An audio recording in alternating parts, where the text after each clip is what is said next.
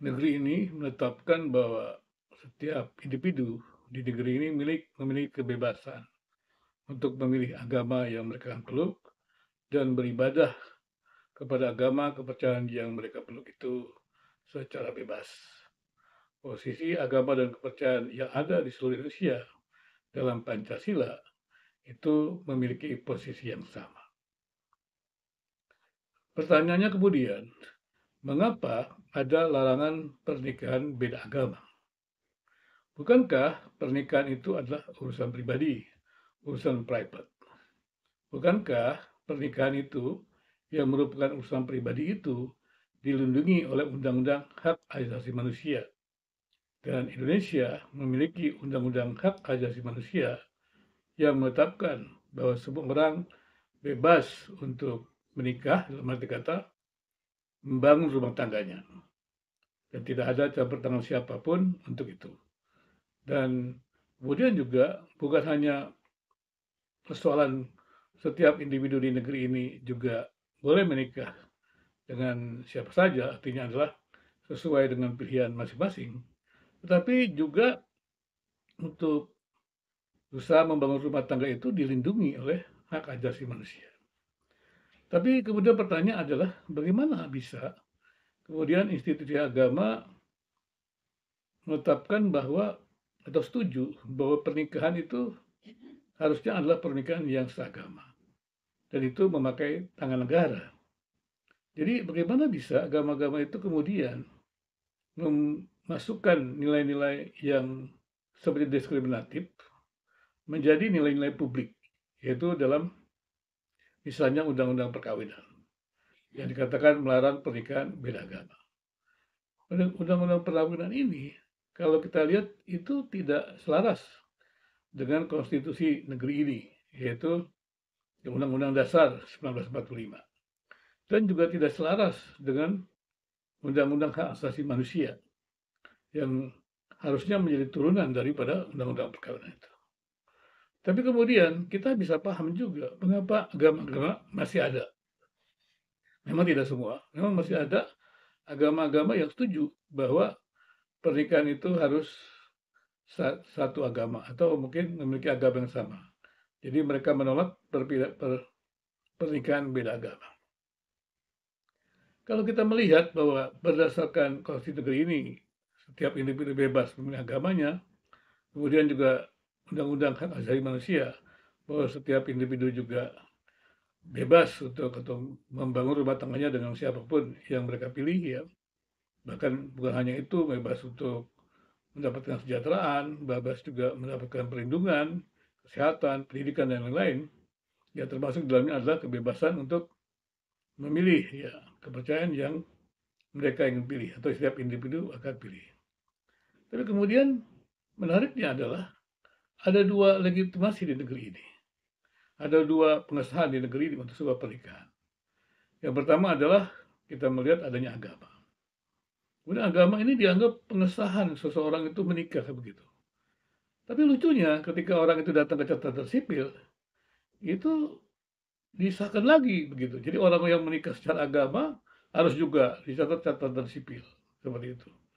Dan kemudian ketika misalnya saja ada orang di agama itu setuju berikan beda agama dan kemudian catatan sipil belum tentu menerimanya. Jadi ada dua kebijakan yang sebenarnya saling bertolak belakang seperti itu.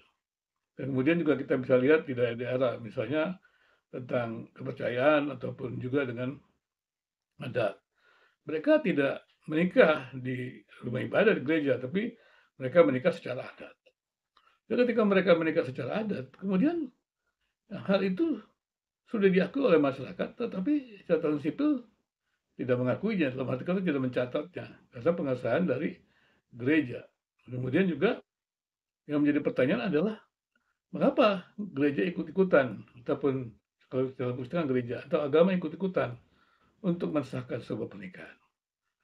Padahal sebuah pernikahan itu sah kalau orang yang menikah itu ya sudah dewasa dan mereka memilih pasangannya secara secara sukarela, secara bebas tanpa paksaan ya berdasarkan keinginan kedua pasangan tersebut. Itu berarti harusnya Nah, catatan sipil hanya mencatat saja, bukan mengesahkan. Tapi gereja juga bukan mengesahkan, gereja hanya memberkati sebenarnya. Dan kemudian misalnya saja kita lihat dari gereja Katolik secara khusus Paus ya, Paus Fransiskus. Ketika mereka menetapkan yang namanya fiducia. Sebenarnya gereja tidak tidak tidak mewajibkan bahwa pasangan menikah itu harus diberkati di gereja. Tapi yang terjadi adalah karena mungkin kebiasaan turun-temurun begitu, pasangan menikah itu minta diberkati di gereja. Padahal gereja tidak menyetujui pernikahan sejenis ya seperti itu. Tetapi karena kemudian itu menjadi hak individu, nah di barat gereja dipaksa untuk memberkatinya. Nah kalau tidak memberkati berarti gereja ya tidak menghargai hak individu. Nah ini kemudian terjadi ya strategi-strategi ya, ya tapi bukan berarti pemalsuan. Karena itu tadi adanya usaha memaksakan satu sama lain. Ya pemahaman yang beragam itu dipaksakan kepada yang lain. Sebenarnya kan tidak harus demikian. Ya, kalau di barat itu harusnya ya kalau mereka merupakan pasangan sejenis ya tidak perlu minta diberkati di gereja yang tidak menerima pasangan sejenis. Jangan memaksa gereja itu untuk menerima pernikahan pasangan sejenis. Demikian juga orang yang menikah dengan berbeda agama. Ya gereja tidak perlu mendekati, tapi gereja tidak perlu menjadi dasar sah atau tidaknya sahnya pernikahan. Ya demikian juga ketika pernikahan secara adat. Itu dilakukan dan itu sudah sah, ya catatan sipil tidak perlu menolak, tidak menunggu gereja. Demikian juga sebaliknya. Jadi kita melihat bahwa birokrasi di negeri ini tentang pernikahan begitu sangat sulit. Ya. Orang menikah itu harusnya hak asasi manusia, kenapa dipersulit dengan segala macam hal yang lain. Ya memang ketika masuk dalam adat juga dipersulit karena banyak sekali. Mungkin bukan dipersulit kali ya, dalam bahasanya untuk menyeleksi. Tapi dalam dunia yang makin global ini apa bisa sistem seleksi yang lama itu terus berlangsung? Kan itu juga merupakan sebuah persoalan. Apalagi ketika pernikahan-pernikahan itu harus membutuhkan uang banyak. Dan menikah itu menjadi sangat sulit sekali kalau menikah dengan uang banyak. Dan setelah acara pernikahan itu mereka harus hidup berkeluarga dan belum tentu juga keluarga lain yang ikut terlibat dalam pesta-pesta itu membantu persoalan-persoalan hidupnya. Karena keluarga-keluarga juga punya persoalan. Maka sebenarnya harusnya ya komunitas itu tidak boleh membuat individu itu yang beragam itu terdiskriminasikan. Harusnya komunitas bersama itu menghargai setiap individu dan memfasilitasi setiap individu untuk menerima haknya. Demikian juga gereja memang harusnya juga memfasilitasinya dan juga menghargai setiap hak asasi manusia secara khusus dalam pernikahan. Juga undang-undang di negeri ini pejabat undang atau kebijakan publik tentang undang-undang pernikahan menurut saya sudah tidak selaras dengan konstitusi negeri ini. Demikian juga dengan undang-undang hak asasi manusia. Bukankah kita melihat banyak contoh ya pengadilan-pengadilan yang kemudian mengadili permintaan daripada mereka yang menikah dengan beda agama itu mensahkannya. Mereka menang dan memang benar. Jadi apa namanya mereka-mereka yang kemudian masuk dalam pengadilan dan diadili secara secara apa? Secara jujur, pastilah mereka yang menikah ya dengan agama yang beragam karena itu pilihan mereka itu tetap berhak legal di negeri ini untuk bisa menikah dengan bebas. Jadi tidak bisa seorang itu dipaksakan untuk melepaskan hak individunya, tidak bisa. Justru individu komunitas atau individu lain harus memberikan perlindungan terhadap hak-hak asasi individu itu. Nah, demikian juga di Indonesia. Saya masih lihat agama juga di Kristen juga. Saya dengar MIM katanya menolak pernikahan beda agama. Ya itu mungkin untuk isunya sendiri, tapi jangan dikatakan untuk negeri ini. Tapi persoalannya negeri ini. Mungkin dia belum pernah meneliti banyak hal tentang kasus-kasus pernikahan beda agama. Terlalu banyak orang-orang yang mengalami persoalan dengan menikah beda agama itu. Bahkan mereka dulu pergi ke Bali dan kemudian pergi ke luar negeri. Pertanyaannya apakah negeri ini, komunitas di negeri ini tidak peduli dengan hak individu tersebut? Dan bagaimana kalau itu terjadi pada kita sendiri atau setiap orang itu? Apa kita mau menerima kenyataan tersebut? Dan ini saya melihat ya dalam kasus-kasus yang bisa terjadi di negeri ini.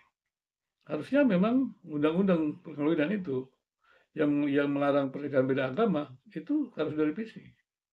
Dan itu harus mengacu kepada konstitusi negeri ini dan juga harus mengacu kepada undang-undang hak asasi manusia. Dan agama dalam hal ini tidak boleh memaksakannya. Karena saya melihat, ini minta maaf mungkin ya, ternyata mereka sudah menjadi alat sebagai apa namanya persaingan marketing agama. Bukankah kita melihat banyak sekali ya orang apa namanya institusi-institusi agama dalam tanda kutip oknum-oknum tertentu yang menarik ya atau mengajak orang individu lain berpindah agama karena pernikahan. Jadi lucu pernah terjadi juga ada apa? Ada cerita saya belum meneliti lebih jauh, ya gimana ya perempuan-perempuan misalnya dipakai untuk menarik ya laki-laki dari agama lain untuk masuk kepada agama yang dipeluk oleh perempuan itu. Demikian juga sebaliknya. Ini kan lucu begitu ya, agama yang harusnya itu dipilih dengan bebas, dengan nurani, itu sudah menjadi paksaan. Sudah juga diterima dengan cara bujukan-bujukan yang sebenarnya tidak menghargai martabat kemanusiaan. Ya, kiranya ya, undang-undang perkawinan di negeri ini bisa mengalami revisi ya, supaya jangan sampai banyak orang-orang yang mengalami kasus itu menderita dan mengalami banyak kesulitan. Padahal mereka ingin membangun rumah tangga yang bahagia menurut pilihan mereka sendiri, harusnya dihargai. Dan juga agama-agama jangan menggunakan pernikahan itu sebagai alat untuk menambah anggota jemaatnya. Dengan demikian, maka tidak terjadi yang namanya pembelengguan hak-hak individu.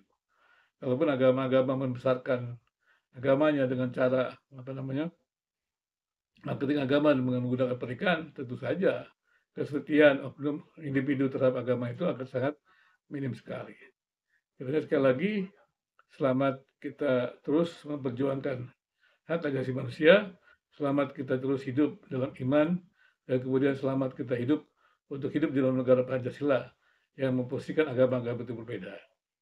Agama-agama memang berbeda, tetapi agama-agama itu berasal dari Tuhan yang satu.